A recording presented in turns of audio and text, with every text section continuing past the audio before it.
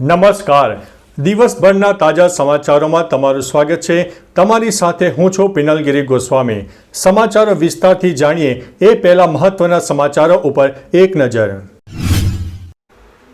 નમસ્કાર મિત્રો.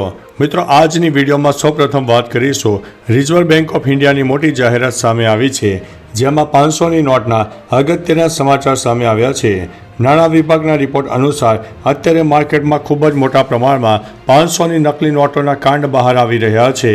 નકલી નોટ અને અસલી નોટની સાચી ઓળખ માટે રિઝર્વ બેંક ઓફ ઇન્ડિયાએ 500ની અસલી નોટની ગાઈડલાઈન જારી કરી છે. રિઝર્વ બેંક ઓફ ઇન્ડિયાના જણાવ્યા અનુસાર 500ની નોટની સાઇઝ 66x150 મિલીમીટર અને કિંમત દેવનાગરી લિપિમાં લખેલી છે. નોટને વાળવાથી લીલા રંગની પટ્ટી બ્લુ કલરની દેખાશે.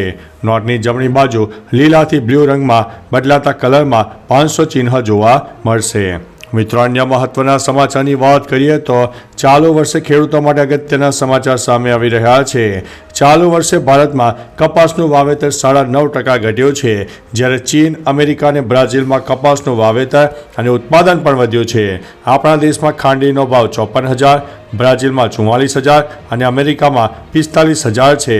આમ વિશ્વ બજારમાં ભારત કરતાં રૂના ભાવ ઓછા છે, જેથી ભારતમાં કપાસનું વાવેતર ઘટ્યું હોવા છતાં કપાસના સારા ભાવ મળતા નથી. હાલ વિશ્વમાં 65% જેટલો કપાસ માર્કેટમાં આવી ગયો છે.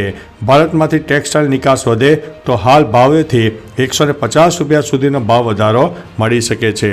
મિત્રો, અન્ય મહત્વના સમાચારની વાત કરીએ તો ત્યારે બીજી તરફ મગફળીની વાત કરીએ તો ખેડૂતો માટે મગફળીના અગત્યના સમાચાર છે.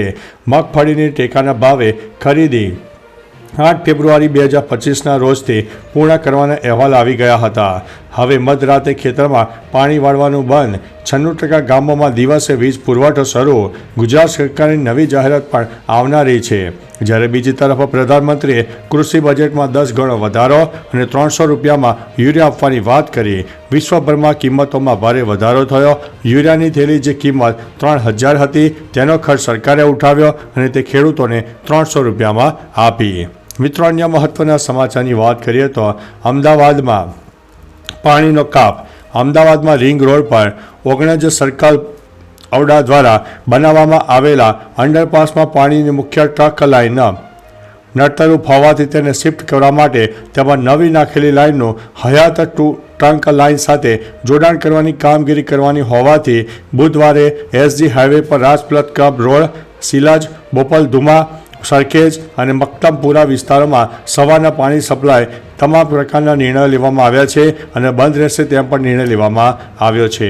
મિત્રો, અન્ય મહત્વના સમાચારની વાત કરીએ તો બીઆરટીએસ બસનું સ્ટીયરિંગ હવે મહિલાઓ સંભાળશે. સુરતમાં દેશથી સૌથી લાંબા બીઆરટીએસ રૂટની બસોની સ્ટીયરિંગ હવે મહિલાઓ સંભાળશે. આ પહેલને સફળ બનાવવા માટે સુરત મહાનગરપાલિકાએ જર્મનીની એક સંસ્થા GIZ સાથે MOU કર્યા છે. આ યોજના મુખ્યત્વે બીઆરટીએસ રૂટ પર મહિલાઓની ભાગીદારી વધારવા માટે છે. આ અંતર્ગત સુરત મહાનગરપાલિકા મહિલાઓને તાલીમ આપવાથી લઈને ડ્રાઇવિંગ લાયસન્સ આપવાની આખી જવાબદારી ઉઠાવશે.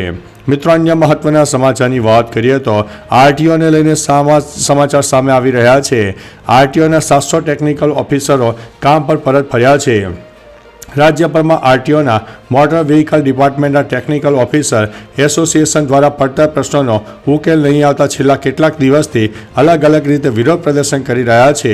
જેઓના પ્રશ્નોનો ઉકેલ લાવવા સરકાર તરફથી બાંયધરી આપતા ઓફિસરો કામ પર પરત ફર્યા છે.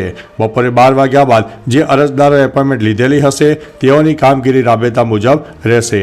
મિત્રો, અન્ય મહત્વના સમાચારની વાત કરીએ તો બસમાં થતી દારૂની હેરાફેરીનો પર્દાફાશ કર્યો છે.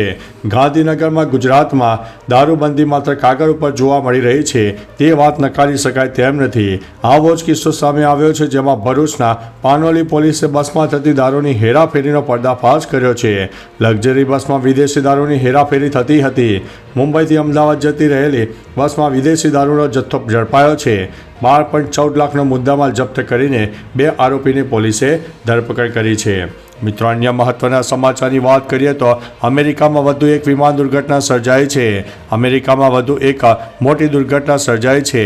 રનવે પર ઊભેલા વિમાન સાથે જેટ અથડાયું હતું. એરિઝોનાના સ્કોટલેન્ડ એરપોર્ટ પર આ ઘટના બની હતી. ખાનગી જેટ વિમાનોની ટક્કરમાં એકનું મોત થયું છે. ઘટનામાં 2 લોકો ઘાયલ પણ થયા છે અને એકની હાલત અત્યારે સ્થિર છે. દુર્ઘટના સમયના કેમેરામાં કેદ થયેલા દ્રશ્યો પણ સામે હવે આવી રહ્યા છે. મિત્રો, અન્ય મહત્વના સમાચારની વાત કરીએ તો હવે પોલીસ પણ કડક કાર્યવાહી કરી રહી છે. સરકારી અધિકારીઓને જ સરકારે દંડ કર્યો.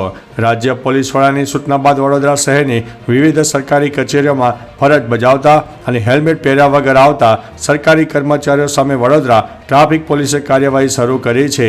જેમાં સૌથી પહેલાં ટ્રાફિક પોલીસે પોલીસ ભવન ખાતે પોલીસ કર્મીઓને દંડવાનું શરૂ કર્યું. જોકે પોલીસ ભવન ખાતે મોટાભાગના પોલીસ કર્મીઓ હેલ્મેટ પહેરીને આવતા હતા, જ્યારે અમુક પોલીસ કર્મીઓ હેલ્મેટ વગર પર જોવા મળ્યા હતા.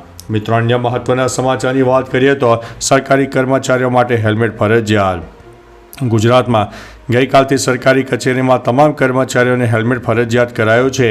હાઈકોર્ટના કડક વલણને પગલે રાજ્યના ડીજીપી વિકાસ સહાયે આદેશ કરતા ગઈકાલથી હેલ્મેટ વગરના કર્મચારીઓનો દંડ કરવામાં આવી રહ્યો છે.